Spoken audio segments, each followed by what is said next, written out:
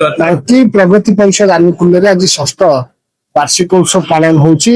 ଏ ଅବସରରେ ଆମ ସହିତ ଓଡିଶାର ମହାମହିମ ରାଜ୍ୟପାଳ ହରିବାବୁ କୁମ୍ଭବତୀ ଉପସ୍ଥିତ ରହି କେବଳ ତାଙ୍କର ଗରିମା ଉପସ୍ଥିତ ଦ୍ଵାରା ବାଙ୍କୀ ପ୍ରଗତି ପରିଷଦ ନିଜକୁ ଧନ୍ୟ ମନେ କରୁନି, ବରଂ ନିଜକୁ ଗୌରବାନ୍ୱିତ ଭାବୁଛି ଏବଂ ତାଙ୍କୁ ପ୍ରେରଣା ଏବଂ ଉତ୍ସାହ ମିଳୁଛି କେଉଁଭଳି ଭାବେ ଆଗକୁ ଯାଇକି ବାଙ୍କୀ ଭୂଖଣ୍ଡ ସମଗ୍ର ଓଡିଶାରେ ସାମାଜିକ ଅର୍ଥନୈତିକ ସହିତ ତାର ଅଭିବୃଦ୍ଧି କେମିତି ହବ, ସେଥି ସହିତ ଆମେ କେମିତି ପର୍ଯ୍ୟଟନ କ୍ଷେତ୍ରକୁ ଯୋଡିକି ଯୁବକ ମାନେ କେମିତି ଆତ୍ମନିର୍ଭରଶୀଳ ହେଇପାରିବେ, ଚାକିରି ପଛରେ ପ୍ରଭାବିତ ନ ହୋଇ ନିଜେ କେମିତି ଚାକିରି ନିଯୁକ୍ତି ସୁଯୋଗ ସୃଷ୍ଟି କରିବେ, ସେଥିପାଇଁ ପ୍ରୟାସ କରିବେ। ସେଥିପାଇଁ ବାଙ୍କୀ ପ୍ରଗତି ପରିଷଦ ଆଗାମୀ ଦିନରେ କାମ କରିବ ଏବଂ ଏ ଦିଗରେ ମଧ୍ୟ ମହାମହିମ ରାଜ୍ୟପାଳ ମଧ୍ୟ ଆମକୁ ଉତ୍ସାହ ଏବଂ ପ୍ରେରଣା ଦେଇ କଥାବାର୍ତ୍ତା।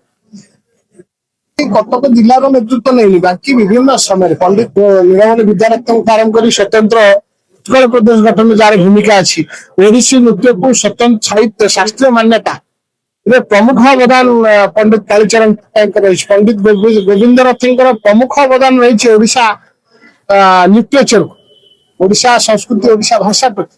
ରାୟବାହାଦୁର ବିଦ୍ୟାଧର ପଣ୍ଡାଙ୍କର ଗୋଟେ ପ୍ରମୁଖ ଗଭୀର ଭୂମିକା ରହିଛି ସମବାୟ ଆନ୍ଦୋଳନକୁ ଶକ୍ତିଶାଳୀ କରିବା ପାଇଁ। ସମାଜବାଦ ସମଗ୍ର ଓଡିଶାରେ କେମିତି ସମାଜବାଦ ପ୍ରତିଷ୍ଠା ହବ, ଲଙ୍ଗଳ ଯାହାର ଜମି ତାର ନେତୃତ୍ୱ ନଉଥିଲେ ଆମର ଯିଏ ବିଧାୟକ, ପୂର୍ବତନ ବିଧାୟକ ଥିଲେ ଗୋକୁଳାନନ୍ଦ ପ୍ରହରାଜ ମହୋଦୟ।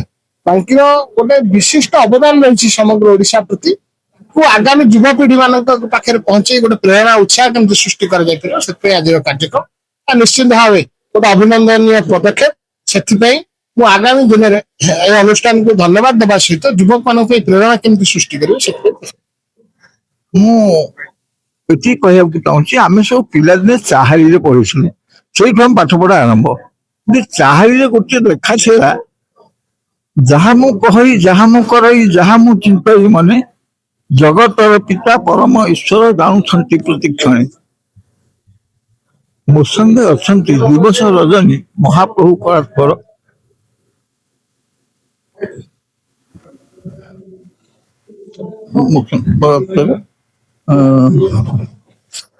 ସେ କଥା ସୁମରି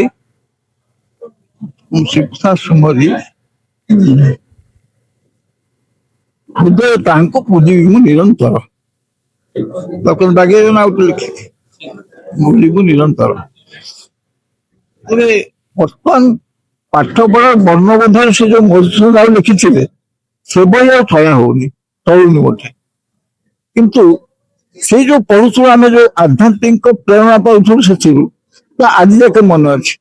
ଯେତେବେଳେ ବର୍ତ୍ତମାନ କଣ ହଉଛି ନା, ଏ କଥାରେ ବହୁତ ଲୋକ ଜାଣନ୍ତି, କିନ୍ତୁ ଠିକ ଯେତେବେଳେ ଖରାପ କାମ କରୁଛନ୍ତି, ପଦେ ମିଛ କରୁଛନ୍ତି, ବାପା ପକେଟରୁ ପିଲା ପଇସା ଚୋରି କରୁଛି, କିନ୍ତୁ ଅଫିସର କିଏ ଦୁର୍ନୀତି କରୁଛି, ସେତେବେଳେ ଭଗବାନଙ୍କୁ ସତା ସେ ମାନୁନି ବା ମନେ ରହୁନି ତାର।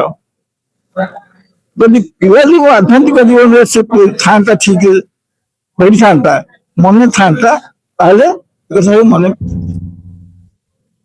ଏଇ ମନେ ପଡିଲା ପରେ ଆଜି ଯେତେ ପ୍ରକାର ଖରାପ କର୍ମ ଦୁଷ୍କର୍ମ ଏସବୁ ସମାଜରେ ହଉଛି, ଯାହାର ପ୍ରଭାବ ଆମର ପରିବେଶ ବି ପଡୁଛି, ସେ ବାୟୁମଣ୍ଡଳ ଯୋଉ ତରଙ୍ଗ ସୃଷ୍ଟି କରୁଛି, ତା ଦ୍ଵାରା ଯୋଉ ପ୍ରତିକ୍ରିୟା ସୃଷ୍ଟି ହଉଛି, ସେ ପ୍ରତିକ୍ରିୟା ଫଳରେ ଆଜି ନାନା ପ୍ରକାର ବିପର୍ଯ୍ୟୟ, ପ୍ରକୃତି ବିପର୍ଯ୍ୟୟ, ବହୁତ ବିପର୍ଯ୍ୟୟ ହଉଛି, ଆମେ ସମସ୍ତ ଅନୁଭବ କରୁଛେ। ତେଣୁ ମୋର ଆଜି ଗୋଟିଏ ଡାକରା ବା ଉଦ୍ବୋଧନ, ସମସ୍ତ ଭଗବାନଙ୍କ ଅନ୍ତର ସହିତ ବିଶ୍ୱାସ କରୁ,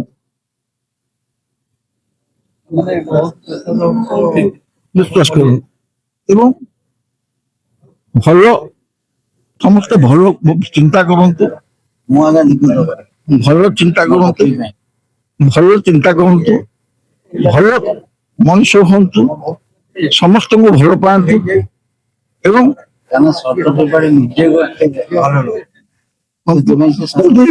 ସମସ୍ତେ ଆମେ ଭଲ ହେଇଯିବା, ତାହେଲେ ଦୁନିଆ ତ ଭଲ ହେଇଯିବ, ପରିବେଶକୁ ଆମେ ଆଜି ଯୋଉ ବିପର୍ଯ୍ୟୟ ଅବସ୍ଥାରୁ ମୁକ୍ତ କରିପାରିବା।